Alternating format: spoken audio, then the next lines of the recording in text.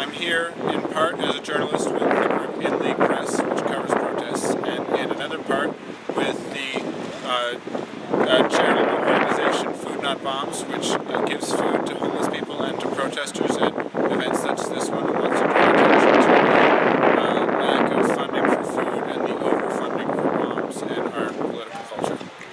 And how do you think politicians are going to be able to remedy this issue? By defunding the military-industrial complex. Currently, the U.S. military is funded by about half of the U.S. tax treasury, and we could put that money towards other things, like housing for homeless people, like food. Food stamps are underfunded.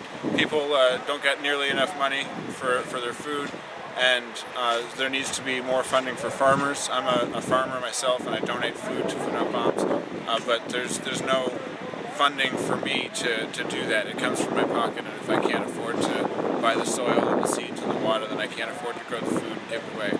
And so there needs to be more recognition for people that do organizational work like this to get food into the hands of the people that need it. So, have you made your decision on who you'd like to vote for in the primary?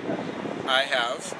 I'll be voting for Senator Sanders, but with a serious caveat that I'll be protesting the Senator Sanders White House as soon as he gets elected, if he gets elected, because I feel like he's not doing enough for the absolutely poor. He speaks up for the middle class and for low-wage workers, which is great, but there are so many people that are beyond the level of poverty which he's addressing that are getting really not enough help that could be addressed now, that they need $15 an hour now. They need housing now, and while his policies I feel are helpful for long term, it's still a slow and steady climb from a rock bottom that isn't necessarily slow and steady. It can be more immediate. There are empty buildings that people can be in right now that it isn't happening.